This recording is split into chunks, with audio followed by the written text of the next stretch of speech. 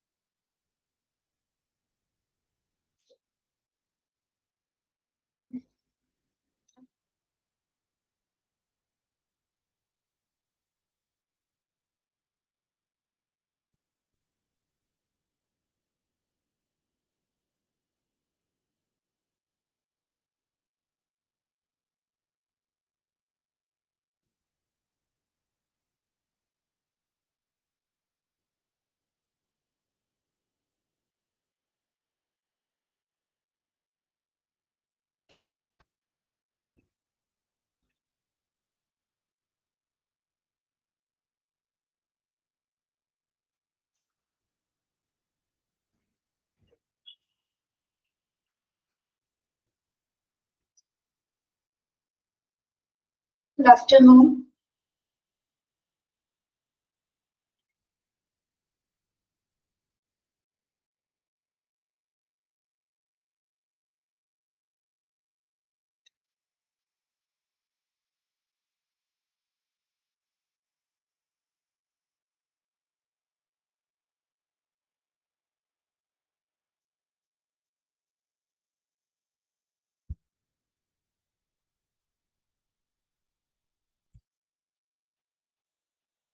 Good afternoon.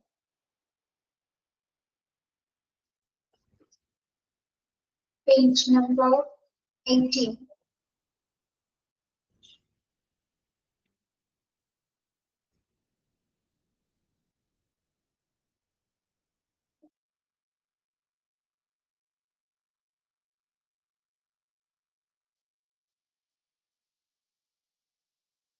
Good afternoon, Italy.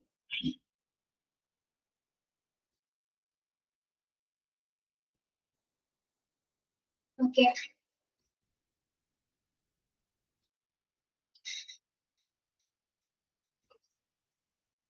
Good afternoon, John.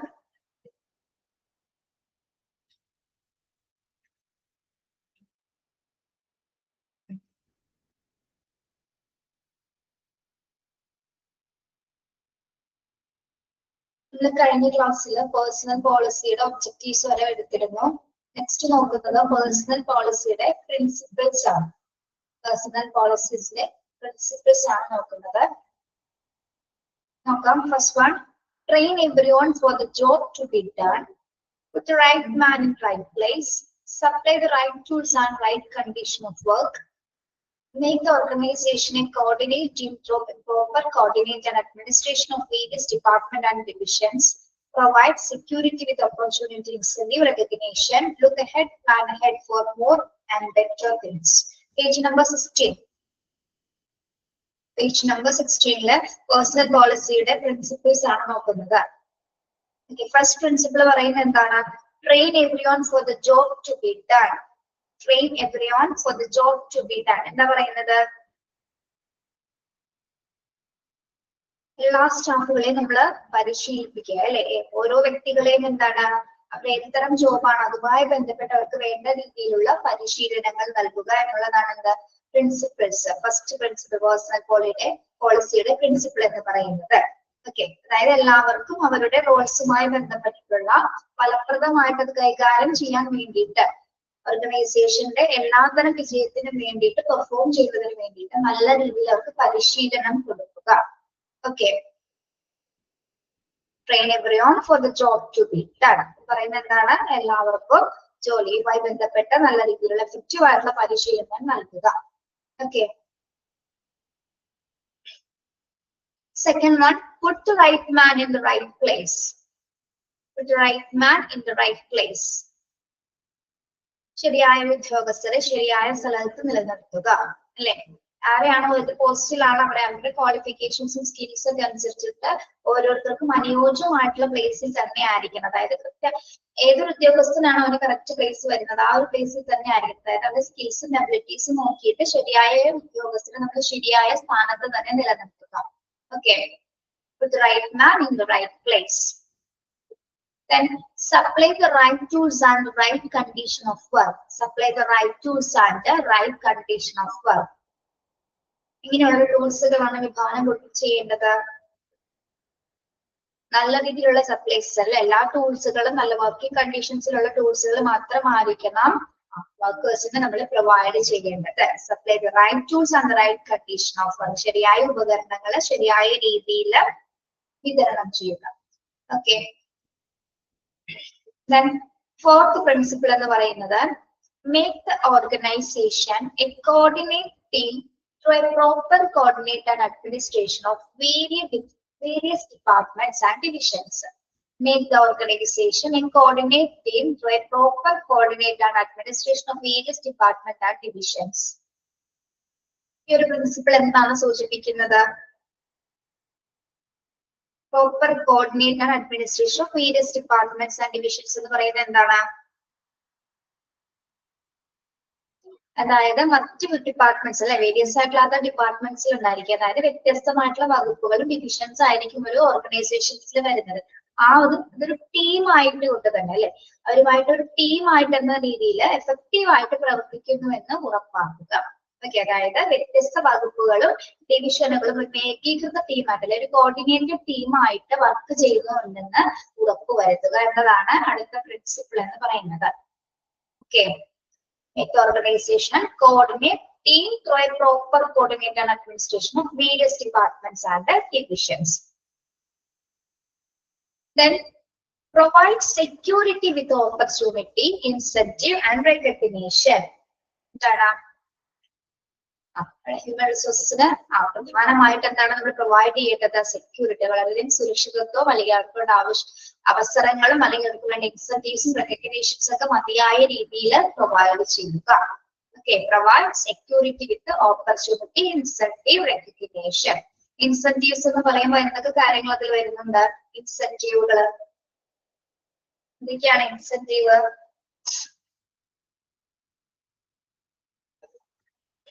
Incentive എന്താണ്? ഇൻസെന്റീവുകൾ കൊടുക്കാന്ന് കേട്ടിട്ടില്ലേ നിങ്ങള്?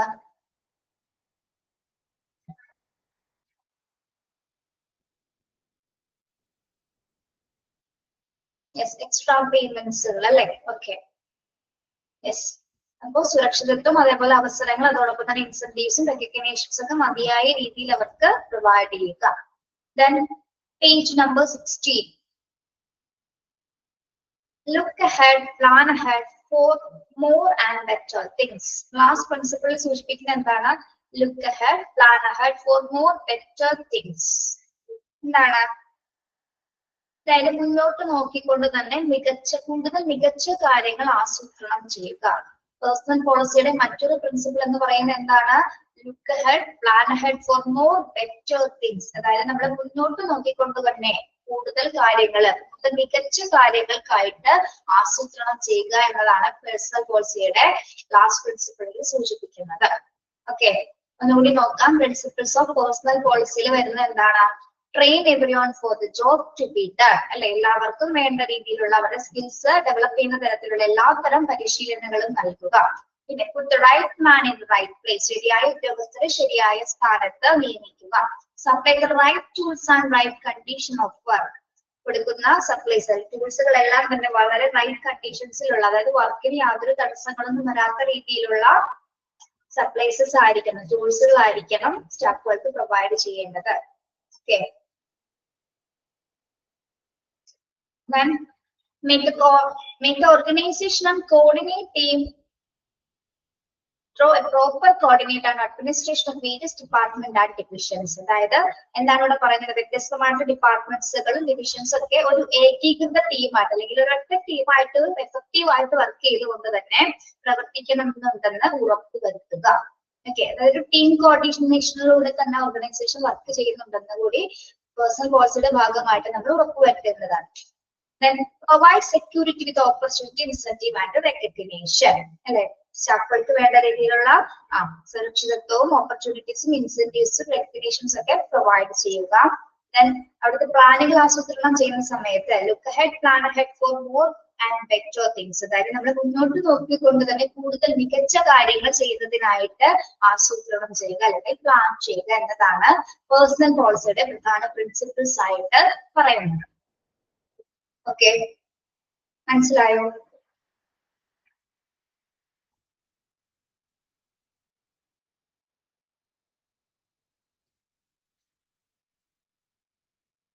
Page number 16.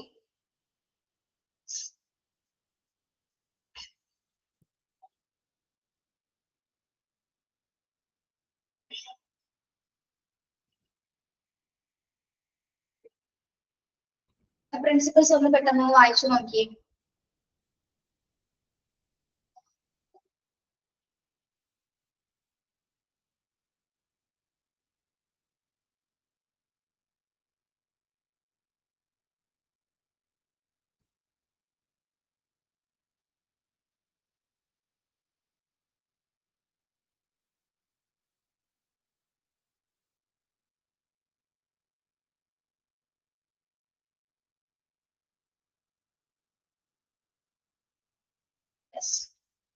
ക്ലിയർ ആണോ?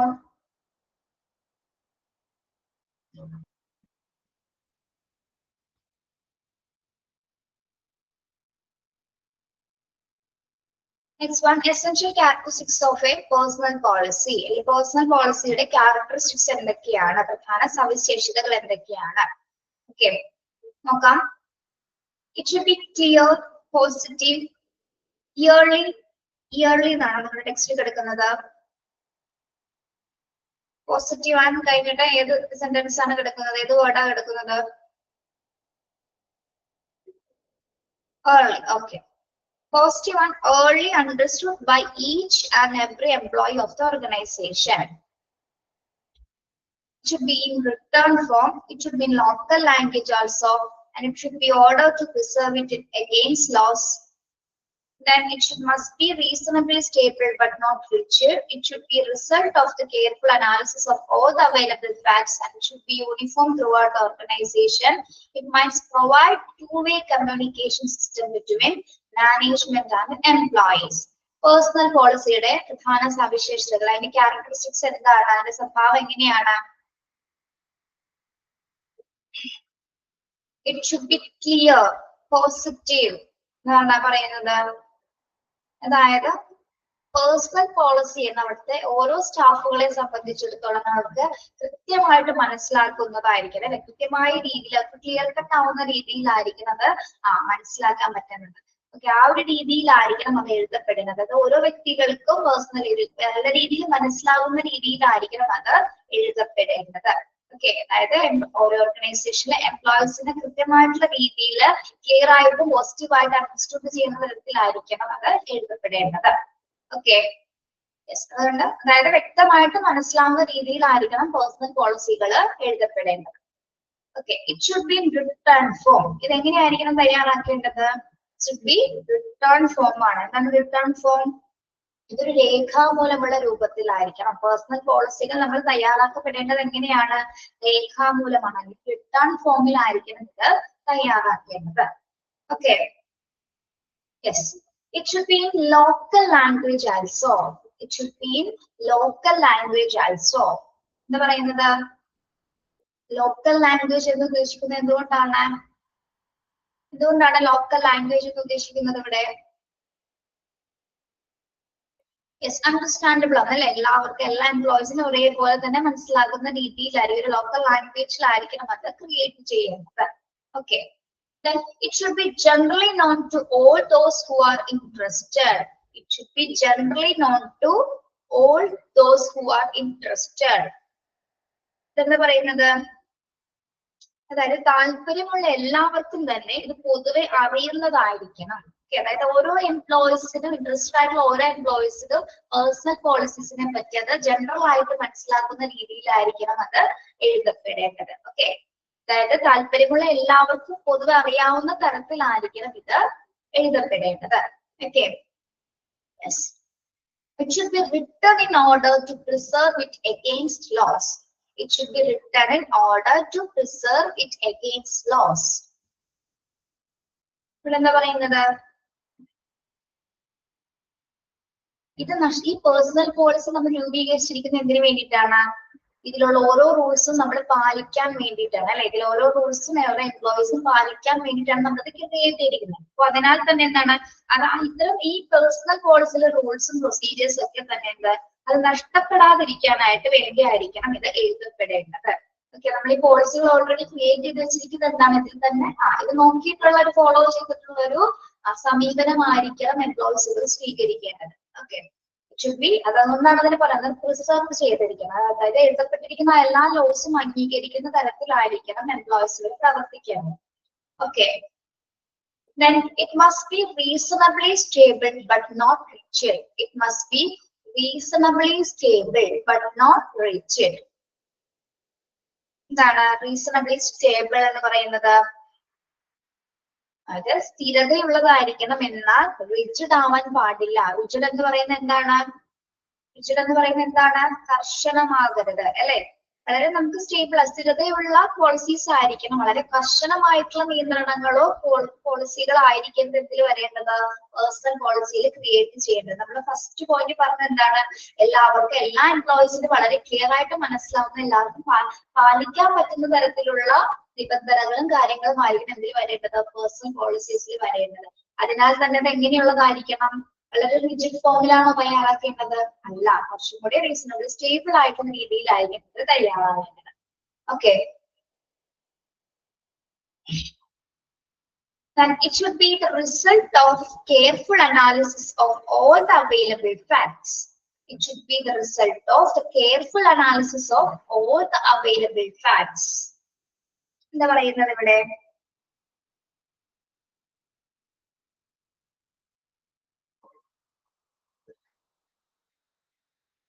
careful analysis എന്ന് പറയുന്നത് എന്താ? careful analysis of all the available facts എന്ന് പറയുന്നത്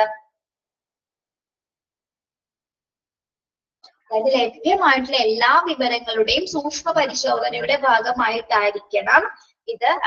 സൂക്ഷ്മ പരിശോധന കെയർഫുൾ ആയിട്ട് അനാലിസിസ് ചെയ്തിട്ട് വേണം. അതായത് എല്ലാ അവൈലബിൾ ഫാക്ട്സും മനസ്സിലാക്കിക്കൊണ്ട് കെയർഫുൾ ആയിട്ട് അനലൈസിസ് ചെയ്തിട്ട് വേണം ഇത് തയ്യാറാക്കേണ്ടത്. Okay, it should be the result of the careful analysis. അതായത് ലഭ്യമായിട്ടുള്ള എല്ലാ വസ്തുതകളുടെ അടിസ്ഥാനത്തിൽ അത് വിലയിരുത്തി കൊണ്ടിട്ടാണ് പേഴ്സണൽ പോളിസികൾ നമ്മൾ ക്രിയേറ്റ് ചെയ്തിരിക്കുന്നത്. Okay, it should be uniform throughout the organization. It should be uniform throughout the organization. എന്താണ് ഇവിടെ യൂണിഫോം എന്ന് സൂചിപ്പിക്കുന്നത്? യൂണിഫോം അല്ലെങ്കിൽ യൂണിഫോമിറ്റി എന്നൊക്കെ പറയുന്നത് എന്താണ്? നമ്മൾ സ്കൂളുകളിലൊക്കെ യൂണിഫോം പ്രിഫർ ചെയ്യുന്നത് എന്തിനാണ്? അല്ലെങ്കിൽ ഓർഗനൈസേഷനിലൊക്കെ ഒരു യൂണിഫോം പറയുന്നത് എന്തിനു വേണ്ടിയിട്ടാണ്? യൂണിഫോം ഇടുന്നത് എന്തിനു വേണ്ടിയിട്ടാ? എക്സാമ്പിൾ പറഞ്ഞോളൂ, അതല്ല ഇവിടെ പറയുന്നത്. ഐക്യത്തിന് വേണ്ടിയിട്ട് അല്ല, ഒരു യൂണിഫോമിറ്റി നിലനിർത്തുന്നതിന് വേണ്ടിയിട്ട് ഇവിടെ എന്താ പറയുന്നത്? അതായത് എല്ലാവർക്കും ഒരേപോലെ അല്ലെ, ഒരു ഓർഗനൈസേഷനെ സംബന്ധിച്ചിടത്തോളം അവിടുത്തെ എല്ലാ എംപ്ലോയീസും ഒരു യൂണിഫോമിറ്റി കീപ്പ് ചെയ്യുക എന്നുള്ളത് തന്നെയാണ് പേഴ്സണൽ പോളിസിയുടെ മറ്റൊരു ക്യാരക്ടറിസ്റ്റിക്സ് എന്ന് പറയുന്നത്. ഓക്കെ, അതായത് എല്ലാവർക്കും അനുയോജ്യമാവുന്ന രീതിയിൽ, എല്ലാവർക്കും ഈക്വൽ ആയിട്ടുള്ള രീതിയിലാണ് പേഴ്സണൽ പോളിസീസുകൾ തയ്യാറാക്കിയിരിക്കുന്നത്. അവരുടെ യൂണിഫോമിറ്റി ആണ് കാണിക്കുന്നത്. Okay, yes. Then it must provide a two-way communication system between the management and the employees. It must provide a two-way communication system between the management and the employees. Personal policy മൂലം നമുക്ക് എന്ത് relationships manage ചെയ്യാൻ പറ്റുന്നുണ്ട്? two-way communication system അല്ലെ? ആര് തമ്മിലാണ് two-way communication system നിലനിർത്തുന്നത്? Between the management and the employees. അതായത് ഇത് ജീവനക്കാരും അല്ലെങ്കിൽ മാനേജ്മെന്റും തമ്മിലുള്ള two-way കമ്മ്യൂണിക്കേഷൻ സംവിധാനം നിലനിൽക്കാനായിട്ട് അത്തരം രീതി അതായത് എംപ്ലോയീസും മാനേജ്മെന്റും തമ്മിലുള്ള നല്ലൊരു പ്രോപ്പർ ചാനലുകൾ കമ്മ്യൂണിക്കേഷൻസിലൂടെയാണ് പേഴ്സണൽ പോളിസിയിൽ കടന്നു പോകുന്നത്. ഓക്കെ, അപ്പൊ അതിൽ നിന്ന് തന്നെ മനസ്സിലാക്കാൻ നമുക്ക് എംപ്ലോയീസിന് എന്തെങ്കിലും തന്നെ പ്രശ്നങ്ങൾ ഉണ്ടായിട്ടുണ്ടെങ്കിൽ അവിടെ നല്ല രീതിയിലൊരു പ്രോപ്പർ ആശയവിനിമയത്തിലൂടെ തന്നെ പരിഹരിക്കാനായിട്ടും സാധിക്കും. ഓക്കെ, ഓൾറെഡി നല്ല രീതിയിലുള്ള two-way കമ്മ്യൂണിക്കേഷൻ മാനേജ്മെന്റും എംപ്ലോയീസും തമ്മിൽ തന്നെ ഉള്ളത് കൊണ്ട് തന്നെ. ഓക്കെ, അപ്പൊ നമ്മളിവിടെ പറഞ്ഞത് പേഴ്സണൽ പോളിസിയുടെ ക്യാരക്ടറിസ്റ്റിക്സ് ആണ്. Essential characteristics of A personal policies ആണ് നമ്മൾ പറഞ്ഞത്. എന്തൊക്കെയാണ് പറയുന്നത്? ഇതിന്റെ പ്രത്യേകതകൾ എന്തൊക്കെയാണ്? നമുക്ക് എല്ലാവർക്കും, എല്ലാ എംപ്ലോയീസിനും വളരെ ക്ലിയർ കട്ട് ആയിട്ട് പോസിറ്റീവായിട്ട് മനസ്സിലാക്കുന്ന രീതിയിലാണ് തയ്യാറാക്കിയിരിക്കുന്നത്. ഇതൊരു റിട്ടേൺ ഫോമിലാണ് തയ്യാറാക്കപ്പെട്ടിരിക്കുന്നത് അല്ലെ? രേഖാമൂലമുള്ളൊരു പതിപ്പാണെന്ത് പേഴ്സണൽ പോളിസീസ് എന്ന് പറയുന്നത്. ഇത് എങ്ങനെയാണ് എഴുതപ്പെട്ടിരിക്കുന്നത്? should be in the local language അല്ലെ? Local ലാംഗ്വേജിലാണ് എഴുതപ്പെട്ടിട്ടുള്ളത്. should be general known to all those who are interested. എന്താ പറയുന്നത്? it should be generally known to all those who are interested. അതായത് താല്പര്യമുള്ള എല്ലാവർക്കും ഇത് പൊതുവെ അറിയാവുന്ന തരത്തിലായിരിക്കുള്ളത് തയ്യാറാക്കിയിരിക്കുക. Okay, then it should be written in order to preserve it against loss. It should be written in order to preserve it against loss. എന്താണ്? ഇതൊരിക്കലും നമ്മൾ നഷ്ടപ്പെടുത്താൻ വേണ്ടി ആയിരിക്കരുത് ഇത് എഴുതപ്പെടേണ്ടത്. അതായത് ഇതെല്ലാം തന്നെ പേഴ്സണൽ പോളിസികൾ പാലിക്കാനുള്ളതാണ്. അതുകൊണ്ട് തന്നെ എന്താണ്? നഷ്ടമാകുന്ന രീതിയിൽ യാതൊരു വിധ സമീപനങ്ങൾ ഉണ്ടാകാൻ പാടുള്ളതാണ്. ഓക്കെ, അതിനെ പ്രിസർവ് ചെയ്യേണ്ടത് അത്യാവശ്യം. എംപ്ലോയീസിനെ സംബന്ധിച്ചിടത്തോളം പേഴ്സണൽ പോളിസിയെ പ്രിസർവ് ചെയ്ത് കൊണ്ടുപോകുക എന്നുള്ളത് തന്നെയാണ് ഏറ്റവും ഇമ്പോർട്ടന്റ് എന്ന് പറയുന്നത്. ഇനി ഇത് it's must be reasonably stable but not rigid. എന്താണ്? വളരെ സ്ഥിരതയുള്ളതായിരിക്കണം, എന്നാൽ അത് കർശനമായിട്ടുള്ളതാവരുത്, റിജിഡ് ആയിട്ടുള്ളതാവരുത്. Okay, then it should be the result of the careful analysis of all the available facts. അതായത് ലഭ്യമായിട്ട് എല്ലാ വസ്തുതകളുടെയും സൂക്ഷ്മ വിശകലനത്തിന്റെ ഫലമായിരിക്കണം എന്താ പേഴ്സണൽ പോളിസീസ് എന്ന് പറയുന്നത്. ഓക്കെ, അതായത് എല്ലാ കെയർഫുൾ അനാലിസിസിന് ശേഷമാണ് ഇത് കൃത്യമായിട്ട് തയ്യാറാക്കപ്പെട്ടിരിക്കുന്നത്. അതിനാൽ തന്നെ എന്താണ്? അതിൽ യാതൊരു വിധത്തിലുള്ള പിഴവുകളൊന്നും തന്നെ വരാനായിട്ട് സാധ്യതയില്ല. എല്ലാവർക്കും അനുയോജ്യമാകുന്ന രീതിയിൽ തന്നെയാണ് പേഴ്സണൽ പോളിസികൾ തയ്യാറാക്കപ്പെട്ടിരിക്കുന്നത്. ഇനി പേഴ്സണൽ പോളിസിയിൽ ഒരു യൂണിഫോമിറ്റി നിലനിർത്താനായിട്ട് ഓർഗനൈസേഷന് സാധിക്കണം. ഓക്കെ, പേഴ്സണൽ പോളിസി എന്ന് പറയുമ്പോൾ അതായത് എല്ലാവർക്കും ഒരേപോലെ എന്ന രീതിയിൽ അവിടെ വ്യത്യസ്തത ഒന്നും തന്നെ യാതൊരു ഡിസ്ക്രിമിനേഷൻസ് ഒന്നും ഇല്ലാതെ തന്നെയാണ് യൂണിഫോമിറ്റി നിലനിർത്തുന്നത്. Then must provide a two-way communication system between the management and the employees. അതായത് മാനേജ്മെന്റും ജീവനക്കാരും തമ്മിൽ നല്ലൊരു two-way കമ്മ്യൂണിക്കേഷൻ നിലനിർത്താനായിട്ട് ഇത് സഹായിക്കുന്നു.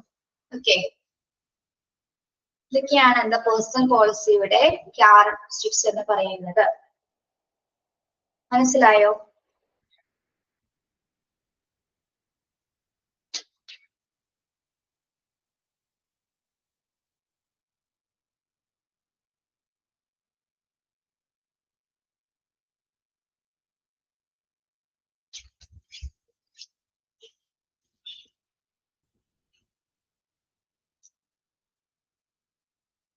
ഓക്കെ, നെക്സ്റ്റ് നോക്കുന്നത് ഓർഗനൈസേഷൻ സ്ട്രക്ചർ ആണ്. ഓർഗനൈസേഷൻ സ്ട്രക്ചർ സ്ഥാപനത്തിന്റെ ഘടന അല്ലെങ്കിൽ ഓർഗനൈസേഷന്റെ ഘടന എങ്ങനെയാണെന്നുള്ള കാര്യങ്ങളാണ് നോക്കുന്നത്. An organizational structure explain how activities like task allocation, coordination, and supervision are directed toward the achievement of organizational aims. എന്താണ് ഓർഗനൈസേഷൻ സ്ട്രക്ചർ എന്ന് പറയുന്നത്? ഓർഗനൈസേഷന്റെ ഘടന എന്ന് പറയുന്നത് എന്തൊക്കെ കാര്യങ്ങൾ ഉൾപ്പെടുത്തതാണ്? എന്തൊക്കെ കാര്യങ്ങളാണ് ഉൾപ്പെടുന്നത്? ഒരു ഓർഗനൈസേഷന്റെ ഘടന അല്ലെങ്കിൽ അതിന്റെ ചുമതലകൾ അല്ലെങ്കിൽ ഇവിടെ പറയുന്നുണ്ടല്ലോ, explain how activities like task allocation, നമ്മൾ എത്രത്തോളം ആക്ടിവിറ്റീസ് എന്തൊക്കെ ടാസ്കുകൾ അലോക്കേറ്റ് ചെയ്ത് കൊടുക്കണം, എന്തൊക്കെ കോർഡിനേറ്റ് ചെയ്യണം എന്നുള്ള കാര്യങ്ങളൊക്കെയാണ് ഒരു ഓർഗനൈസേഷന്റെ സ്ട്രക്ചറിൽ പ്രധാനമായിട്ടും. അത് കൂടാതെ തന്നെ നല്ല രീതിയിലുള്ള സൂപ്പർവിഷൻ, അതായത് ഈ ഓർഗനൈസേഷന്റെ സ്ട്രക്ചറിന്റെ പ്രധാന ലക്ഷ്യം എന്ന് പറയുന്നത് എന്താണ്? ഓർഗനൈസേഷന്റെ അച്ചീവ്മെന്റ് ആണ് അല്ലെ. ഓർഗനൈസേഷന്റെ ലക്ഷ്യം പൂർത്തീകരിക്കാൻ വേണ്ടിയിട്ടാണ് നമ്മൾ അതിനൊരു ഘടന തയ്യാറാക്കുന്നത്. ആ ഘടനയുടെ അടിസ്ഥാനത്തിലാണ് അവിടുത്തെ എല്ലാ തരത്തിലുള്ള പ്രവർത്തനങ്ങളും നടക്കുന്നത്. എല്ലാ ആക്ടിവിറ്റീസും അതിന്റെ സ്ട്രക്ചറിനെ ബേസ് ചെയ്തിട്ടാണ് നടക്കുന്നത്. Okay, yes. അതായത് ഏതൊക്കെ ഡ്യൂട്ടീസ് ആർക്കൊക്കെ കൊടുക്കണം, ഏതൊക്കെ അധികാരങ്ങൾ ആർക്കൊക്കെ, ഏതൊക്കെ ജോബ് ഡ്യൂട്ടീസ്, ഏതൊക്കെ റെസ്പോൺസിബിലിറ്റീസ്, ടാസ്ക് അലോക്കേറ്റ് ചെയ്ത് ആർക്കാണ് അതോറിറ്റി കൊടുക്കേണ്ടത്, ഉത്തരവാദിത്തം ഏറ്റവും റെസ്പോൺസിബിലിറ്റീസ് കൂടുതൽ ഏതൊക്കെ വിഭാഗങ്ങൾക്ക് കൊടുക്കുന്നത്, ഇതെല്ലാം നമ്മൾ തിരഞ്ഞെടുക്കുന്ന ഇതിന്റെ ഭാഗമായിട്ടാണ് ഓർഗനൈസേഷന്റെ സ്ട്രക്ചറിന്റെ ഭാഗമായിട്ടാണ് ഈ ഒരു രീതിയിൽ ഇതൊക്കെ വിഭജിച്ചു കൊടുക്കുന്നത്. ഓക്കെ, അപ്പൊ നല്ലൊരു സ്ട്രക്ചർ ഇല്ലാതെ ഒരു ഓർഗനൈസേഷന് നല്ല രീതിയിൽ ഇതിന്റെ ഗോൾസ് അച്ചീവ് ചെയ്യാനായിട്ട് സാധിക്കില്ല. ഓക്കെ, അപ്പൊ ഈ ഓർഗനൈസേഷന്റെ സ്ട്രക്ചറുമായി ബന്ധപ്പെട്ട് വരുന്ന കുറച്ച് കോൺസെപ്റ്റുകൾ ഇവിടെ പറയുന്നുണ്ട്. അതെന്തൊക്കെയാണെന്ന് നോക്കാം. Okay, concepts of organisation structure. First one, task accomplishment or personal satisfaction, delegation of authority, proper span of supervision, degree of specialization, communication channel should be proper. ഒരു ഓർഗനൈസേഷൻ സ്ട്രക്ചറിന്റെ പ്രധാന കോൺസെപ്റ്റുകൾ എന്തൊക്കെയാണെന്ന് നോക്കുന്നത് കേട്ടോ. ഫസ്റ്റ് വൺ എന്താണ്? ടാസ്ക് അക്കംപ്ലിഷ്മെന്റ് അല്ലെങ്കിൽ personal satisfaction. എന്താണ് task accomplishment എന്ന് പറയുന്നത്? ടാസ്ക് അക്കംപ്ലിഷ്മെന്റ്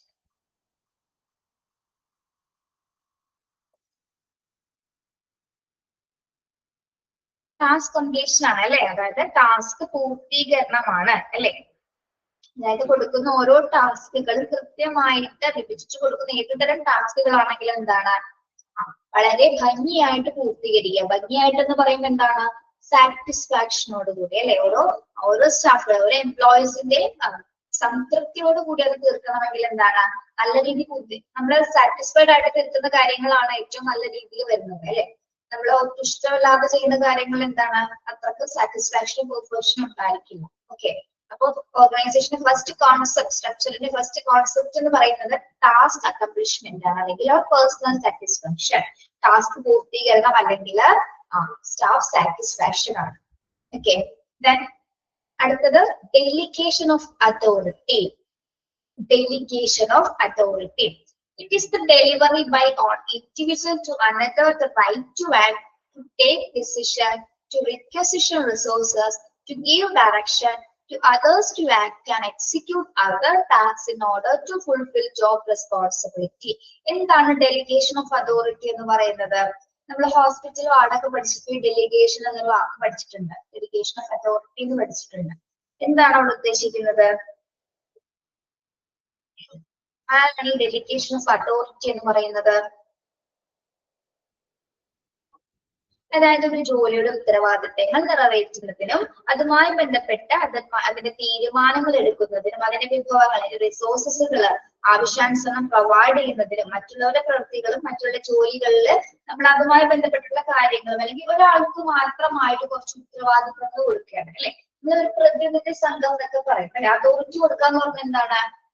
അതോറിറ്റികൾ തിരിച്ചു കൊടുക്കണം അല്ലെ. ഓരോ വ്യക്തികൾക്കും ആയിട്ടൊക്കെ നമ്മൾ എന്ത് കൊടുക്കും? ഒരു ലീഡർഷിപ്പ് എന്നൊക്കെ പോലെ ലീഡർഷിപ്പ് നേതൃത്വം കൊടുക്കാന്നൊക്കെ പറയുമ്പോൾ എന്താണ്? ഇപ്പൊ ഒരാളുടെ കീഴിൽ ഒരു 10-15 പേരുണ്ട്. അപ്പൊ ആ 15 പേരെ കോർഡിനേറ്റ് ചെയ്ത് അല്ലെങ്കിൽ അവരെ സൂപ്പർവൈസ് ചെയ്ത് കൊണ്ടുപോകുന്ന ആരായിരിക്കും? 10 പേരിൽ 11ാമത്തെ ആളായിരിക്കും കോർഡിനേറ്റ് ചെയ്ത് കൊണ്ടുപോകുന്നത് അല്ലെ. അല്ലെങ്കിൽ 11ാമത്തെ ആളുടെ കീഴിൽ 10 പേരുണ്ടായിരിക്കും അല്ലെ. അതാണ്. അപ്പൊ അദ്ദേഹമാണ് അതോറിറ്റി എന്ന് പറയുന്നത്. അദ്ദേഹമായിരിക്കും ബാക്കിയുള്ള കാര്യങ്ങൾ അവർക്ക് വിഭജിച്ചു കൊടുക്കുന്നത്.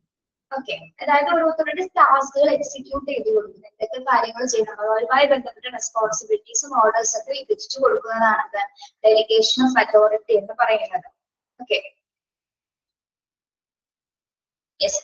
ഓർഗനൈസേഷൻ സ്ട്രക്ചറിന്റെ സെക്കൻഡ് കോൺസെപ്റ്റ് എന്ന് പറയുന്നത് എന്താണ്? ഡെലിഗേഷൻ ഓഫ് അതോറിറ്റി ആണ്. അല്ലെങ്കിൽ അഥവാ പ്രതിനിധി സംഘം എന്ന് നമ്മൾ പറയും. ഇനി നെക്സ്റ്റ് വരുന്നത് proper span of supervision. Proper span of supervision എന്താണ് proper span of supervision? Span of supervision എന്ന് പറഞ്ഞാൽ എന്താണ്? നല്ല രീതിയിലുള്ള മേൽനോട്ടം. നമുക്ക് ഒരു ഓർഗനൈസേഷന് വെറുതെ സ്ട്രക്ചർ മാത്രം മതി. സ്ട്രക്ചറിനെ നല്ല രീതിയിൽ നമുക്കതിനെ കൊണ്ടുപോകണമെങ്കിൽ എന്ത് വേണം? സൂപ്പർവൈസ് ചെയ്യാൻ പറ്റണം അല്ലെ? നല്ല രീതിയിൽ നമുക്ക് അതിനെ മേൽനോട്ടം വഹിക്കാനായിട്ട് സാധിക്കും അല്ലെ? സൂപ്പർവിഷന്റെ ഭാഗമായിട്ടാണ് പല രീതിയിലും ഓർഗനൈസേഷൻ അച്ചീവ് ചെയ്യാനായിട്ട് സാധിക്കും അല്ലെ?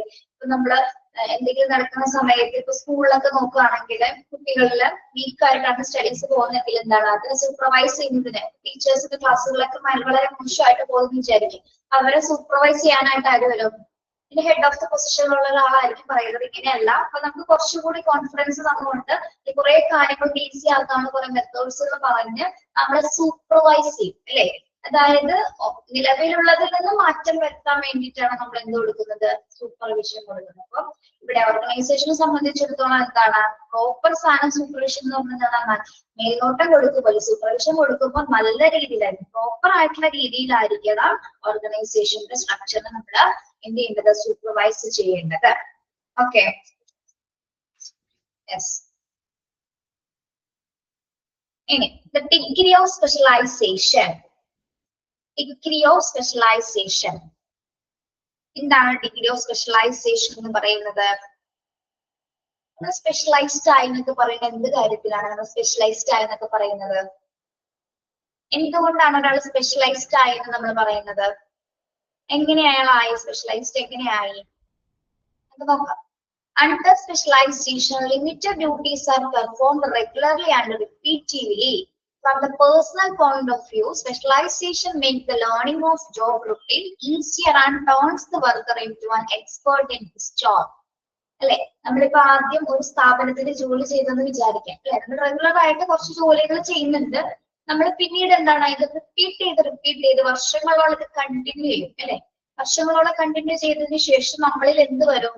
ആ ജോബിൽ നമ്മൾ എന്തായി മാറും?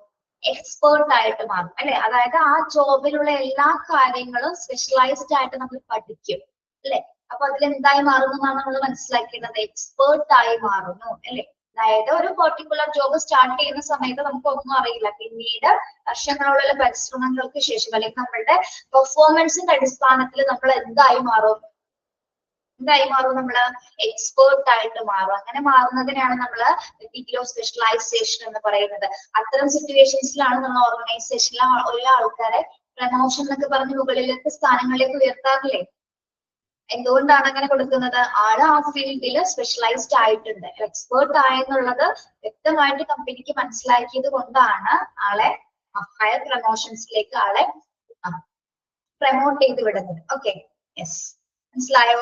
ഡിഗ്രി ഓഫ് സ്പെഷ്യലൈസേഷൻ എന്ന് പറയുന്നത് ഓർഗനൈസേഷന്റെ സ്ട്രക്ചറിന്റെ ഭാഗമായിട്ട് വരുന്ന ഒരു കോൺസെപ്റ്റ് ആണ് കേട്ടോ.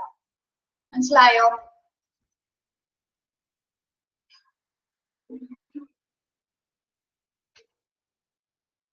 Then communication channel should be proper. Organization സ്ട്രക്ചറിലെ ബേസിക് കോൺസെപ്റ്റ് ആണ് എന്ത്? Communication channel എങ്ങനെയുള്ളതായിരിക്കണം? പ്രോപ്പറിലായിരിക്കണം അല്ലെ? നല്ല രീതിയിലുള്ള ആശയവിനിമയം ഉണ്ടെങ്കിൽ മാത്രമേ ഓർഗനൈസേഷൻ എന്താവുള്ളൂ? നല്ല രീതിയിൽ തന്നെ മുന്നോട്ട് കൊണ്ടുപോകാനും അതിന്റെ ഗോൾസ് അച്ചീവ് ചെയ്യാനായിട്ടും സാധിക്കുള്ളൂ അല്ലെ? സ്ട്രക്ചർ ഉണ്ടെന്ന് പറഞ്ഞിട്ട് കാര്യം, സ്ട്രക്ചറിനെ മുന്നോട്ട് കൊണ്ടുപോകണമെങ്കിൽ വ്യക്തമായ രീതിയിലുള്ള പ്രോപ്പർ കമ്മ്യൂണിക്കേഷൻ ഉണ്ടായിരിക്കണം. ഓക്കെ, മാനേജ്മെന്റും എംപ്ലോയീസും അതിൽ വരുന്ന എല്ലാ ആളുകളും തമ്മിൽ എന്താണ്? പ്രോപ്പർ കമ്മ്യൂണിക്കേഷൻ ചാനൽ ഉണ്ടെങ്കിൽ മാത്രമേ ഓർഗനൈസേഷന്റെ സ്ട്രക്ചർ നമുക്ക് പൂർത്തീകരിക്കാനായിട്ട് സാധിക്കുള്ളൂ.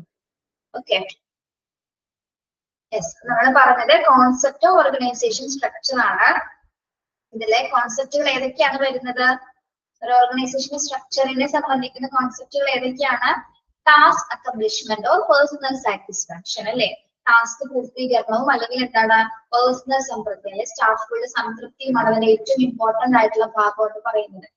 പിന്നെ ഡെലിഗേഷൻസ് ഓഫ് അതോറിറ്റി അല്ലെ? ഓരോ ഹ്യൂമൻ റിസോഴ്സുമായി ബന്ധപ്പെട്ടവർക്ക് ഒരു അതോറിറ്റി കേന്ദ്രീകരിച്ചു കൊടുക്കുക, അല്ലെങ്കിൽ എന്തൊക്കെ കാര്യങ്ങൾ ചെയ്യുന്നതിന് വേണ്ടിയിട്ട് ആക്ട് ചെയ്യാനും ഡിസിഷൻസ് ചെയ്യാനും റിസോഴ്സുകൾ വേണ്ട രീതിയിൽ പ്രയോജനം ചെയ്യാനൊക്കെ വേണ്ടിയിട്ട് പല ടാസ്കുകളും പല രീതിയിൽ വ്യക്തികൾക്കായിട്ട് വിഭജിച്ചു കൊടുക്കുന്നതിനെയാണ് നമ്മൾ ഡെലിഗേഷൻ ഓഫ് അതോറിറ്റീസ് എന്ന് പറയുന്നത്. അതായത് അവരുടെ ജോബ് ഫുൾഫിൽ ചെയ്യാനായിട്ട്, അവരുടെ റെസ്പോൺസിബിലിറ്റീസ് ഫുൾഫിൽ ചെയ്യുന്നതിന് വേണ്ടിയിട്ടാണ് അവർക്ക് ഇങ്ങനെ അതോറിറ്റി ഓഫ് ഡെലിഗേഷൻസ് കൊടുക്കുന്നത്.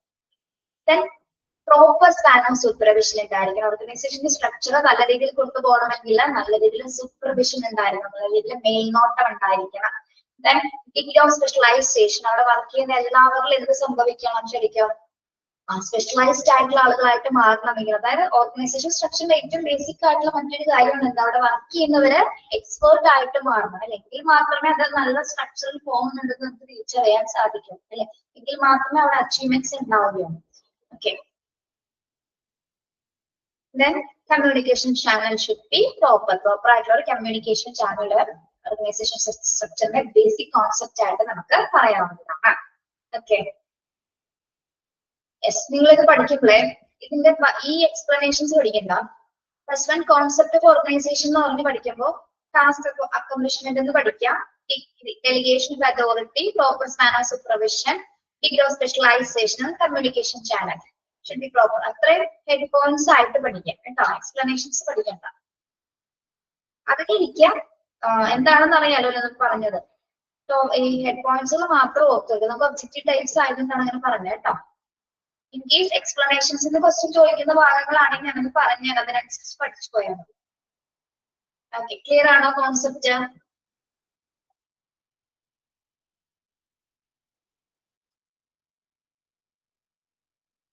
യെസ്.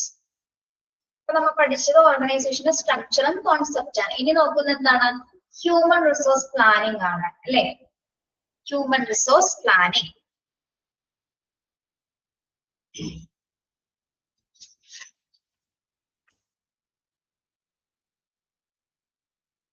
മനുഷ്യ വിഭവശേഷിയെ നമ്മൾ എങ്ങനെയാണ് ആസൂത്രണം ചെയ്യുന്നത്, എന്തൊക്കെ സ്റ്റെപ്പുകളാണ് അതിൽ വരുന്നതെന്നാണ്, എന്തൊക്കെ പ്രോസസ്സുകളിലൂടെ കടന്നു പോകുന്നുണ്ട് എന്നതാണ് ഈ ഭാഗങ്ങളിൽ നമ്മൾ പഠിക്കാൻ പോകുന്നത്.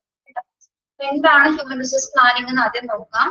The most valuable asset of an organization is human resources and not the money or physical equipment. നമുക്കറിയാം ഓർഗനൈസേഷനിലെ ഏറ്റവും വാല്യുബിൾ ആയിട്ടുള്ള ഒരു മൂലധനം അസറ്റ് എന്ന് പറയുന്നത് എന്താണ്? ഹ്യൂമൻ റിസോഴ്സസ് തന്നെയാണ്. ആ സെന്റൻസ് അണ്ടർലൈൻ ചെയ്യാട്ടോ. Most valuable asset of an organisation is human resources.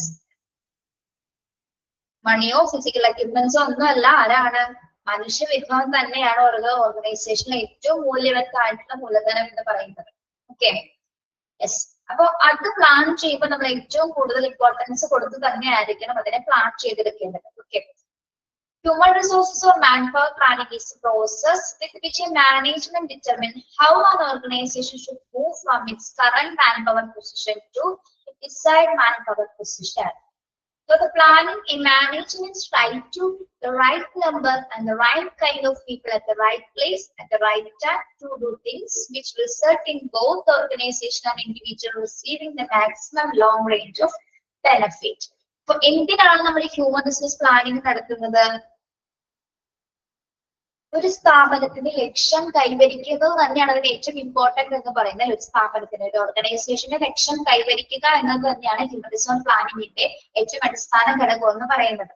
മാത്രമല്ല എന്താണ്, ഒരു സ്ഥാപനത്തിൽ എത്രത്തോളം ജീവനക്കാരെ എങ്ങനെയൊക്കെ പ്രയോജനപ്പെടുത്തണം, അല്ലെ? ഹ്യൂമൻ റിസോഴ്സിന് ആ സ്ഥാപനത്തിൽ എങ്ങനെ പ്രയോജനപ്പെടുത്തണം, ഏത് പൊസിഷനിൽ നിർത്തണം, അതായത് ശരിയായ സ്ഥലത്ത് ശരിയായ സ്ഥാനത്ത് ശരിയായ റോളുകളിൽ ആരെയൊക്കെ നിയമിക്കണം എന്ന് പ്ലാൻ ചെയ്യുന്ന ഒരു പ്രക്രിയയാണ് എന്ത്?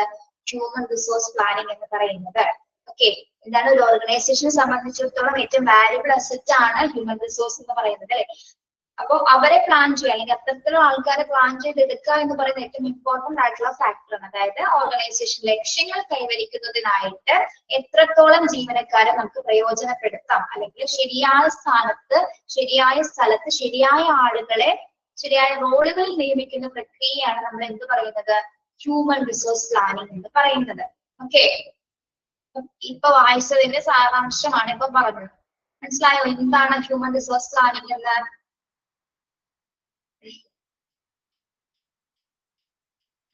Okay. Clear? Yes.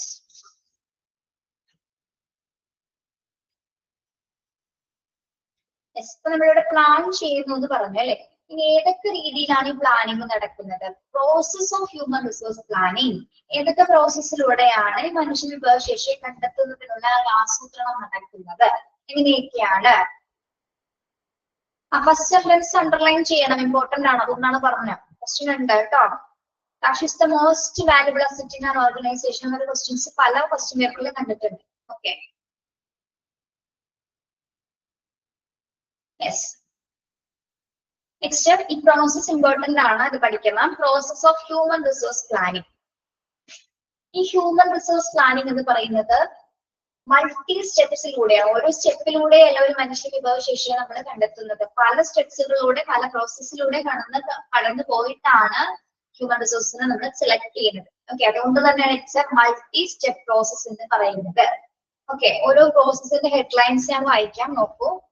To decide goal or aims, to estimate future organisation structure and manpower needs, to audit human resources, to plan job requirements and job descriptions, then to develop a human resource plan.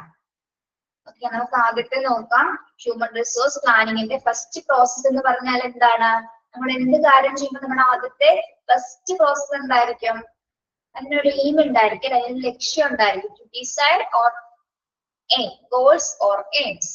എന്താണ്? നമ്മൾ അതുമായി ബന്ധപ്പെട്ട ഒരു goal അല്ലെങ്കിൽ aim set ചെയ്ത് വെച്ചിട്ടാണ് നമ്മൾ അതിനെ പ്ലാൻ ചെയ്യുന്നത്. Okay, the main purpose is one of the matching or fitting employabilities to enterprise requirements, emphasizing on future instead of present arrangements. എന്താണ് to decide goal or aims എന്ന രീതിയിൽ സൂചിപ്പിക്കുന്നത്? അതായത് ഇതിനർത്ഥം എന്ന് പറയുന്നത് എന്താണ്? അതായത് ഓർഗനൈസേഷന്റെ ലക്ഷ്യങ്ങൾ നിർവഹിക്കുന്നതിന് വേണ്ടിയിട്ട് നമ്മൾ എന്ത് ചെയ്യണം? ജീവനക്കാരുടെ കഴിവുകളും അല്ലെങ്കിൽ നമ്മുടെ ഭാവിയിലുള്ള സംഘടനകൾ, ഭാവിയിലുള്ള ഓർഗനൈസേഷന്റെ ആവശ്യകതകളും പൊരുത്തപ്പെടുന്ന രീതിയിലായിരിക്കണം നമ്മൾ എന്ത് സെറ്റ് ചെയ്യേണ്ടത്? ഗോള് സെറ്റ് ചെയ്യേണ്ടത്. അല്ലെ, ഒരു ഓർഗനൈസേഷന്റെ അച്ചീവ്മെന്റ് എന്താണ്, അതിനനുസരിച്ചിട്ട് അതിന് പറ്റുന്ന എംപ്ലോയീസിന് അവരുടെ കഴിവുകൾ അനുസരിച്ച് അതിന്റെ എംപ്ലോയീസിന് എത്രത്തോളം അവൈലബിൾ ആക്കാൻ പറ്റും, അല്ലെങ്കിൽ എത്രത്തോളം എബിലിറ്റീസ് ഉള്ള ആൾക്കാരെയാണ് നമ്മൾ തിരഞ്ഞെടുക്കുന്നത്. അതായത് നമ്മൾ തിരഞ്ഞെടുക്കുമ്പോൾ എങ്ങനെയാണ്? ആ ഓർഗനൈസേഷൻ വിജയിക്കാൻ പറ്റുന്ന ആൾക്കാരെ മാത്രമേ നമ്മൾ, അത്രയും കഴിവുള്ള പേഴ്സണാലിറ്റി, അത്രയും കഴിവുള്ള എംപ്ലോയീസിനെ മാത്രമേ ആര് തിരഞ്ഞെടുക്കുള്ളൂ? ഓർഗനൈസേഷൻ തിരഞ്ഞെടുക്കുള്ളൂ. അല്ലെ? ഓക്കെ, അപ്പൊ ലക്ഷ്യങ്ങൾ കൈവരിക്കുന്നതിന് വേണ്ടിയിട്ട് അതിന് പ്രാപ്തമായിട്ടുള്ള ആൾക്കാരെ ആദ്യം തിരഞ്ഞെടുക്കുക എന്നത് തന്നെയാണ്. അതായത് അതാണ് അതിന്റെ ഏറ്റവും വലിയ ലക്ഷ്യം എന്ന് പറയുന്നത്. ഓക്കെ, അങ്ങനെയുള്ള ആൾക്കാരെ മാത്രമായിട്ടുള്ളൂ എന്താ ഫസ്റ്റ് പ്രോസസ്സിൽ ഡിസൈഡ് ചെയ്യുന്നത്. അതിന്റെ ഗോൾ എന്ന് പറയുന്നതാണ്. അതായത് നിലവിലെ ക്രമീകരണങ്ങളെ അടിസ്ഥാനമാക്കി എന്താണ് കൃത്യമായിട്ടുള്ള എംപ്ലോയീസിനെ നമ്മൾ സെലക്ട് ചെയ്യുന്നു. ഓർഗനൈസേഷന്റെ ലക്ഷ്യം കൈവരിക്കുന്നതിന് വേണ്ടിയിട്ട്, അത് കൈവരിക്കുക എന്നുള്ളത് തന്നെയാണ് അതിന്റെ ലക്ഷ്യം. അല്ലെ? പക്ഷെ എബിലിറ്റീസ് ഉള്ള എംപ്ലോയീസിനെ മാത്രം വെച്ചുകൊണ്ടായിരിക്കണം അതിന്റെ പ്രോസസ്സ് നടക്കേണ്ടത്. അതാണ് to decide goals or aims എന്ന് പറയുന്നത്. Okay, the main purpose is one of the matching fitting or employees. അല്ലെ, നമുക്ക് ഓർഗനൈസേഷന് ഇഷ്ടപ്പെടാത്ത രീതിയിൽ അല്ലെങ്കിൽ അവർക്ക് മാച്ച് ആവാത്ത എംപ്ലോയീസിനെ അവർ തിരഞ്ഞെടുക്കുമോ?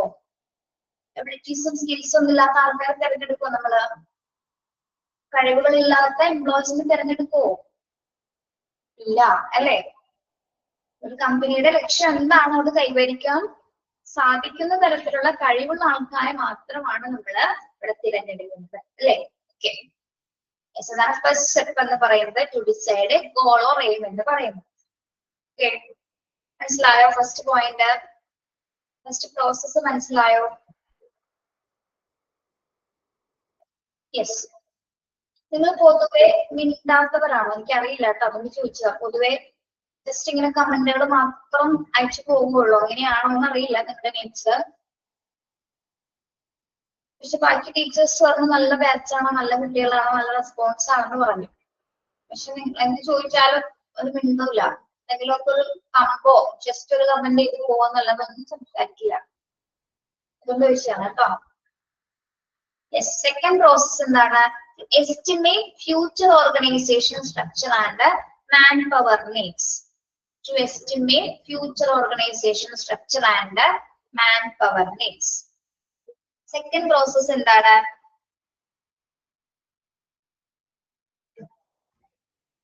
Future organisation structure and manpower needs എന്ന് പറഞ്ഞാൽ എന്താണ്? ഇവിടെ എന്തിനാണ് നമ്മൾ പ്രാധാന്യം കൊടുക്കേണ്ടത്? ഈ ഹ്യൂമൻ റിസോഴ്സ് പ്ലാൻ ചെയ്യുമ്പോൾ എന്തിനായിരിക്കണം ഏറ്റവും കൂടുതൽ ഏറ്റവും കൂടുതൽ ഇമ്പോർട്ടൻസ് കൊടുക്കേണ്ടത്? എംപ്ലോയീസിനാണ്. അത് മാത്രമാണോ? എംപ്ലോയീസിന് മാത്രം ഇമ്പോർട്ടൻസ് കൊടുക്കണോ? എന്തും കൂടി മുൻനിർത്തി കാണണം നമ്മള്? എന്തും കൂടി മുൻനിർത്തി കാണണം? ഫ്യൂച്ചർ അല്ലെ?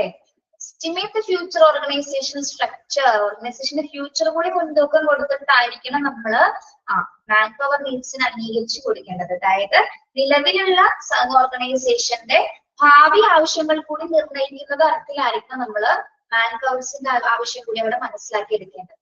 അതായത് എന്താണ് പറയുന്നത്? ആവശ്യങ്ങൾക്കനുസരിച്ചിട്ട് നമ്മൾ പ്ലാൻ ചെയ്യുന്ന സമയത്ത് മാനേജ്മെന്റിന്റെ നിലവിൽ എന്താണ്? നിലവിലുള്ള ഒരു കാര്യം. ഇപ്പൊ ഇന്നത്തെ ഒരു ദിവസം മാത്രം കമ്പനിയുടെ ദിവസം പോയാൽ മതിയോ? എന്തായിരിക്കും അവർ നോക്കുന്നത്? ഭാവിയിൽ അവർക്ക് ഇമ്പോർട്ടൻസ്, ഭാവിയിൽ അവർക്ക് എന്തുണ്ടാവണം? അച്ചീവ്മെന്റ്സ് ഉണ്ടാവണം, അവർക്ക് പ്രോഫിറ്റ് ഉണ്ടാവണമെങ്കിൽ അവരുടെ ഭാവി മുൻതൂക്കം കൊടുത്തിട്ടായിരിക്കുള്ളൂ അവര് മറ്റ് മാൻപവറിന്റെ നീഡ്സും കൂടി അംഗീകരിച്ചു കൊടുക്കുന്നത്. അതാണ് ഏറ്റവും ഇമ്പോർട്ടന്റ് എന്ന് പറയുന്നത്. ഓക്കെ, അല്ലാതെ ഇന്നത്തെ ഒരു ദിവസം മാത്രമല്ല അത് കമ്പനി വർക്ക് ചെയ്യുന്നത്. Okay, yes. ഇവിടെ പറയുന്നത് എന്താണ്? The management must evaluate the structure of the organization at a given point in time. For this evaluation, the number and type of employees required must be determined.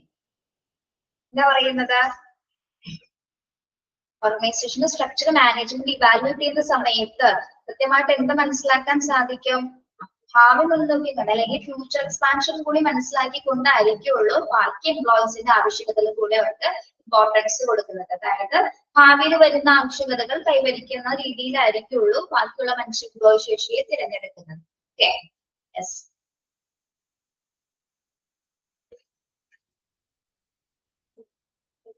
നമ്മൾ plan ചെയ്യുമ്പോൾ നമ്മുടെ ഓർഗനൈസേഷനിൽ 10 പേരേ ഉള്ളൂ. ഒരു 5-10-20 വർഷം കഴിയുന്ന സമയത്ത് ഓർഗനൈസേഷന്റെ നില അവർ നോക്കിക്കാണും. അല്ലെങ്കിൽ 2 വർഷം 5 വർഷത്തിന് ശേഷം ഇത്രത്തോളം എംപ്ലോയീസ് ഇതിൽ വരാനുണ്ട്, അല്ലെങ്കിൽ ഇത്രയും ഏബിൾ ആയിട്ടുള്ള ആൾക്കാരെ നമ്മൾ തിരഞ്ഞെടുക്കുന്നപ്പോൾ നോക്കി നമ്മൾ ഫോർകാസ്റ്റ് ചെയ്ത് കാണുന്നത് പോലെ തന്നെ അല്ലെ? അങ്ങനെ കണ്ടിട്ടാണ് ഇത് പ്ലാൻ ചെയ്യുന്നത്. എത്രത്തോളം ആൾക്കാരെ തിരഞ്ഞെടുക്കണമെന്ന് പ്ലാൻ ചെയ്യുന്നത് ഭാവി കൂടി മുൻതൂക്കി കണ്ടിട്ടാണ്. Okay, then to audit human resources.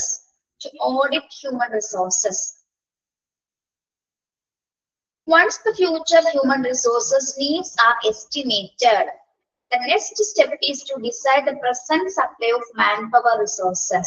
The step എന്ന് പറയുന്നത് എന്താണ്? To decide present supply of manpower resources. This is done through what is called the skill inventory. A skill inventory consists of data about employees, skills, abilities, work preferences, and other items of information indicating his overall value to the company. എന്താണ് to audit human resources? അല്ലെങ്കിൽ ഇവിടെ skill inventory എന്നൊക്കെ പറയുന്നത് എന്താണ്? Skill inventory എന്ന് പറയുമ്പോൾ എന്തിനെ സൂചിപ്പിക്കുന്നതായിരിക്കും? Skill inventory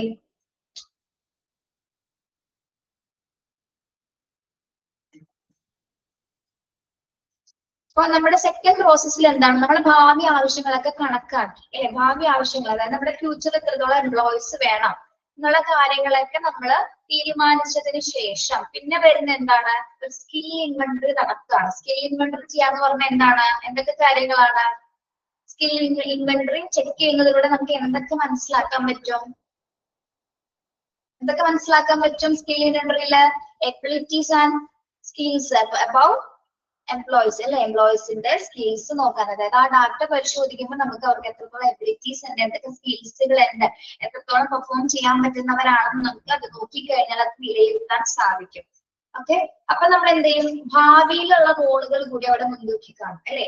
അതായത് ഈ ഭാവിയിൽ അവർക്ക് കൊടുക്കാൻ പറ്റുന്ന റോൾസ് കൂടി മുൻതൂക്കി കണ്ടിട്ടായിരിക്കുള്ളൂ അവരുടെ മൂല്യവും സാധ്യതയും നമ്മൾ നിർണ്ണയിക്കുക. ഓക്കെ, അപ്പൊ സ്കിൽ ഇൻവെന്ററി മൂലം സ്കിൽ ഇൻവെന്ററി ചെയ്യുന്നത് എന്തിനു വേണ്ടിയിട്ടാണ്? ഭാവിയിലുള്ള ഹ്യൂമൻ റിസോഴ്സസിനെ നമുക്ക് നിലനിർത്താൻ വേണ്ടിയിട്ട് അവരുടെ സ്കിൽ ഇൻവെന്ററി ചെക്ക് ചെയ്യുമ്പോൾ നമുക്ക് എന്ത് മനസ്സിലാക്കാൻ പറ്റും? എത്രത്തോളം കഴിവ് എബിലിറ്റീസ് ഉള്ള എംപ്ലോയീസ് ആണ് കൂടെ ഉള്ളതെന്ന് വ്യക്തമായിട്ട് തിരിച്ചറിയാനായിട്ട് സാധിക്കും. ഓക്കെ, അവർക്ക് എത്രത്തോളം വാല്യൂ ഉണ്ടെന്നുള്ളത് തിരിച്ചറിയാനായിട്ട് സാധിക്കും. അതാണ് ടു ഓഡിറ്റ് ഹ്യൂമൻ റിസോഴ്സസ് എന്ന് പറയുന്നവരെ നല്ല രീതിയിലുള്ളവരെ തിരഞ്ഞെടുക്കുക, ഏറ്റവും സ്കിൽഡ് ആയിട്ടുള്ളവരെ തിരഞ്ഞെടുക്കുക എന്നുള്ളതാണ് എന്റെ സ്കിൽ ഇൻവെന്ററി നമ്മൾ നോക്കുമ്പോൾ മനസ്സിലാക്കുന്നത്. ഓക്കെ, അതിലെന്തുണ്ടാവും? എല്ലാ എംപ്ലോയീസിന്റെ ഡാറ്റാസ് ആയിരിക്കും ഇതിലുണ്ടായിരിക്കുക. ഓക്കെ, അടുത്ത പ്രോസസ് ഹ്യൂമൻ റിസോഴ്സ് പ്ലാനിങ്ങിന്റെ അടുത്ത പ്രോസസ് എന്ന് പറഞ്ഞാൽ എന്താണ്? അപ്പൊ നമ്മൾ കഴിവുള്ള വ്യക്തികളൊക്കെ കുറെ പേരെ തിരഞ്ഞെടുത്തു കഴിഞ്ഞു അല്ലെ, എത്രത്തോളം ആൾക്കാരുണ്ടെന്നുള്ളത് വ്യക്തമായി ആ ഡാറ്റ പരിശോധിച്ചപ്പോ മനസ്സിലായി. അടുത്ത സ്റ്റെപ്പ് എന്ന് പറയുമ്പോൾ എന്തായിരിക്കും അപ്പോ, to plan job requirements and job description. ഇനി ആർക്കൊക്കെ ഏതൊക്കെ ജോലികൾ കൊടുക്കണം അല്ലെ, അതുമായി ബന്ധപ്പെട്ടുള്ള വിതരണങ്ങൾ തയ്യാറാക്കുക എന്നുള്ളതാണ് ഇത് to plan requirements and job description എന്ന് പറയുന്നത്. എന്താണ്, അതായത് ജോലി ആവശ്യകതകളും ജോലി വിതരണങ്ങളും തയ്യാറാക്കുക. സ്കിൽഡ് ആയിട്ടുള്ള എത്ര പേരുണ്ടെന്ന് നമ്മൾ തിരിച്ചറിഞ്ഞു കഴിഞ്ഞു അല്ലെ. ഇനി എന്താ ചെയ്യാൻ പോകുന്നത്, after taking A decision on how many person would be needed അല്ലെ, നമുക്ക് എത്രത്തോളം ജീവനക്കാർ ആവശ്യമായിട്ട് വരുന്നുണ്ട് അല്ലെ, ആരെയൊക്കെ ഏതൊക്കെ പോസ്റ്റിൽ നിയമിക്കണം, ആർക്കൊക്കെ ഏതൊക്കെ ജോലി വിതരണം ചെയ്തു കൊടുക്കണം എന്നൊക്കെ തീരുമാനിക്കാൻ പോകുന്നത് എന്തിന്റെ അടിസ്ഥാനത്തിലാണ്, നമ്മൾ നേരത്തെ കണ്ട സ്കിൽ ഇൻവെന്ററിയുടെ അടിസ്ഥാനത്തിലാണ് അല്ലെ. ആ സ്കില്ലിൽ നോക്കിക്കഴിഞ്ഞാൽ ഇൻവെന്ററി ചെക്ക് ചെയ്താൽ കൃത്യമായിട്ട് അവരുടെ ക്വാളിഫിക്കേഷൻസ് കാര്യങ്ങൾ നമുക്ക് അറിയാൻ സാധിക്കും. അതിനനുസരിച്ചിട്ടാണ് നമ്മൾ എന്ത് കൊടുക്കുന്നത്, അവർക്ക് ആവശ്യമായിട്ടുള്ള ജോബുകൾ വിതരണം ചെയ്യുന്നത്. Okay, it is needed to prepare a job analysis. അപ്പൊ ഇതിന്റെ ഭാഗമായിട്ട് നമ്മൾ എന്ത് ചെയ്യും, ഒരു ജോബ് അനാലിസിസ് തയ്യാറാക്കും. What is job analysis? എന്താണ് ജോബ് അനാലിസിസ് എന്ന് പറയുന്നത്? recording details of training, skills, qualification, abilities, experience and responsibilities, etc. which are needed for a job. Job analysis എന്ന് പറയുന്നത് ഒരു ജോബിന് വേണ്ട ക്വാളിഫിക്കേഷൻസ് ആണ് അല്ലെ, എത്രത്തോളം എക്സ്പീരിയൻസ് വേണ്ട, എബിലിറ്റീസ് വേണം, അല്ലെങ്കിൽ എന്തൊക്കെ സ്കില്ലും ക്വാളിഫിക്കേഷൻസ് ആണ് വേണ്ടത് എന്നുള്ള വിശദീകരിക്കുന്ന ഒരു രേഖയാണ് എന്ത്, ജോബ് അനാലിസിസ്. അത് ആ ജോലിയുമായി ബന്ധപ്പെട്ടിട്ടുള്ള വിശകലനമാണ് അല്ലെ. Okay, yes. അപ്പൊ ജോബ് അനാലിസിസ് പ്രിപ്പയർ ചെയ്തതിനു ശേഷം പിന്നെ എന്താ വരുന്നത്, ജോബ് അനാലിസിസ് ഇൻക്ലൂഡ്. ഇപ്പൊ ജോബ് അനാലിസിസ് എന്തൊക്കെ വരുന്നത്, include the preparation of job description and job specification. Okay, അപ്പൊ നമുക്ക് ഓരോന്നും എന്തൊക്കെയാണെന്ന് നോക്കാം. ജോബ് അനാലിസിസ് എന്ന് പറയുന്നത് എന്താണ്? Job analysis process determining and recording the relevant information about A particular job. ഒരു ജോലിയെ കുറിച്ചിട്ടുള്ള നിരന്തര കൃത്യമായിട്ടുള്ള പ്രസ്താവനകളാണ് എന്തിലുണ്ടായിരിക്കുക, ഡിറ്റർമിൻ ചെയ്തിട്ടുള്ള കുറെ ഇൻഫർമേഷൻസ് ആയിരിക്കും എന്തിലുണ്ടാവുക, ജോബ് അനാലിസിസിൽ ഉണ്ടാവുക. ഈ ഒരു ഭാഗം ഇത്തിരി ഇമ്പോർട്ടന്റ് ആണ്, ശ്രദ്ധിക്കണേ. എന്താണ് ജോബ് അനാലിസിസ് എന്ന് പറയുന്നത്? എന്താണ്? It's a process of determining and recording all the relevant information about a particular job. ഒരു particular ജോബുമായി ബന്ധപ്പെട്ടിട്ടുള്ള എല്ലാത്തരം ഇൻഫർമേഷൻസ് അടങ്ങുന്ന ഒരു വിശകലനമാണെന്ത്, ജോബ് അനാലിസിസ് എന്ന് പറയുന്നത്. ഓക്കെ, മനസ്സിലായോ ജോബ് അനാലിസിസ് എന്താണെന്ന്? Okay, next including. അപ്പൊ അതിൽ എന്തൊക്കെ ഈ ജോബ് അനാലിസിസിൽ ഇൻക്ലൂഡ് ചെയ്തിരിക്കുന്ന കാര്യങ്ങൾ എന്തൊക്കെയാണെന്ന് ഇവിടെ നോക്കാം. ഇൻക്ലൂഡിങ് ദ ടാസ്ക് ഇൻവോൾവ്, ഏതൊക്കെ ടാസ്ക് അതിൽ ഇൻവോൾവ് ചെയ്തിട്ടുണ്ട്, knowledge and skill needed to perform the job, ആ ജോലി ചെയ്യുന്നതിന് വേണ്ടിയിട്ടുള്ള സ്കിൽസും നോളജ് എന്തൊക്കെയാണ്. ഓക്കെ, പിന്നെ responsibilities attached to the job, ആ ജോലിയുമായി ബന്ധപ്പെട്ടിട്ടുള്ള ഉത്തരവാദിത്തങ്ങൾ എന്തൊക്കെയാണ്. And the job abilities required to perform the job successfully, ആ ജോബ് നമ്മൾ നല്ല രീതിയിൽ എബിൾ ആയിട്ട് പെർഫോം ചെയ്ത് സക്സസ് ആയിട്ട് പെർഫോം ചെയ്തേണ്ട കാര്യങ്ങൾ, പെർഫോം ചെയ്യണമെങ്കിൽ ചെയ്യേണ്ട കാര്യങ്ങളൊക്കെ എന്തിൽ കൊടുത്തിട്ടുണ്ടായിരിക്കും, ജോബ് അനാലിസിസിൽ രേഖപ്പെടുത്തിയിട്ടുണ്ടായിരിക്കും. ഓക്കെ, അപ്പൊ ജോബ് അനാലിസിസ് എന്ന് പറയുന്നത് എന്താണ്, പെർട്ടിക്കുലർ ജോബുമായി ബന്ധപ്പെട്ടിട്ടുള്ള വിശകലനങ്ങളാണ്. അതിൽ എന്തൊക്കെ കൊടുത്തിട്ടുണ്ടായിരിക്കും, ആ ജോബുമായി ബന്ധപ്പെട്ട് വരുന്ന എല്ലാ കാര്യങ്ങളും, അതെങ്ങനെ ചെയ്യണം, ഏതൊക്കെ ക്വാളിഫിക്കേഷൻസ് അതിന് വേണം, എന്തൊക്കെ റെസ്പോൺസിബിലിറ്റീസ് അതിൽ വരുന്നുണ്ട്, ഏതൊക്കെ രീതിയിലാണ് ചെയ്ത് കഴിഞ്ഞാൽ സക്സസ്ഫുൾ ആയിട്ട് ചെയ്യാൻ സാധിക്കും എന്നുള്ള കാര്യങ്ങളാണ് എന്തിൽ വരുന്നത്, ജോബ് അനാലിസിസിൽ വരുന്നത്. ഓക്കെ, മനസ്സിലായോ ജോബ് അനാലിസിസ് എന്താണെന്ന്?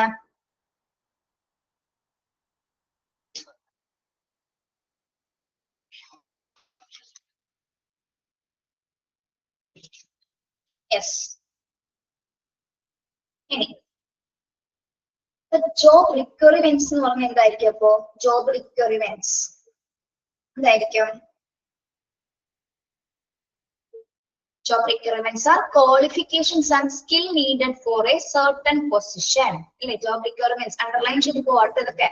Job requirements എന്ന് പറയുന്നത് എന്താണ്? Job qualification and skills needed for a certain position. ഒരു നിശ്ചിത സ്ഥാനത്തേക്ക് നമുക്ക് ആവശ്യമായിട്ടുള്ള ഒരു പൊസിഷൻ കൈകാര്യം ചെയ്തതിലേക്ക് ആവശ്യമായിട്ടുള്ള യോഗ്യതകളും കഴിവുകളുമാണ് എന്തിൽ ഉണ്ടായിരിക്കുക, ജോബ് റിക്വയർമെന്റ്സിൽ ഉണ്ടായിരിക്കുക.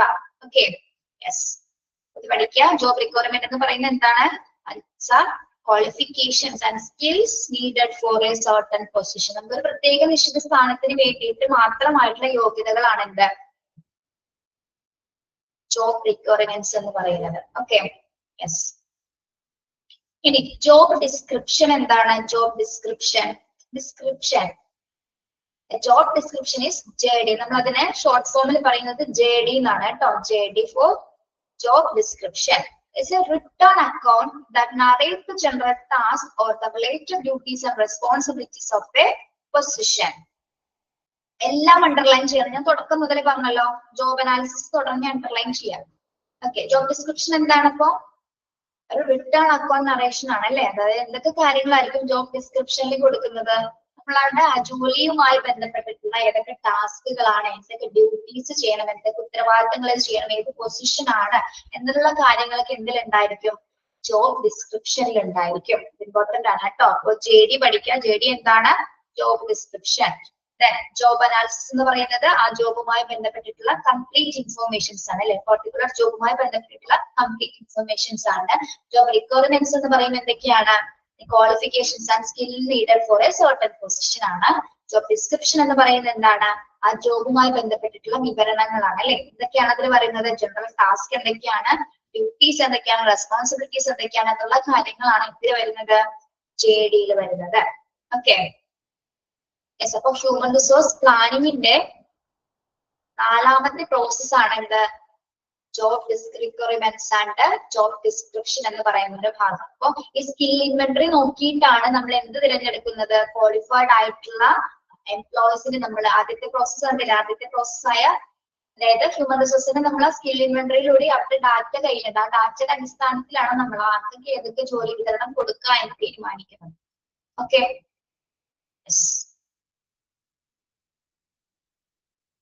ബാക്കി നെക്സ്റ്റ് ക്ലാസ്സിൽ എടുക്കാം കേട്ടോ. ഒരു പോയിന്റും കൂടി വരുന്നുണ്ട്, to develop a human resource plan എന്നുള്ളത് നെക്സ്റ്റ് ക്ലാസ്സിൽ എടുക്കാം. ഇവിടെ വരെ എടുത്തതിൽ എന്തെങ്കിലും സംശയം ഉണ്ടോ?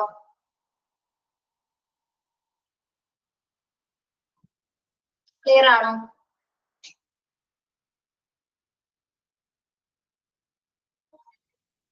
Okay, thank you Sreelakshmi. Okay, thank you. Have A nice day.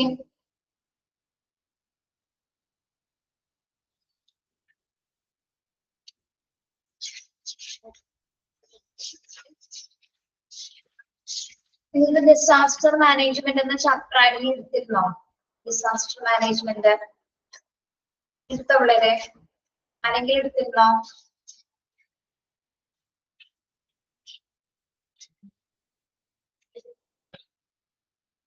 അറിയില്ല അല്ലെ. ഓക്കെ, ശരി കേട്ടോ. Thank you.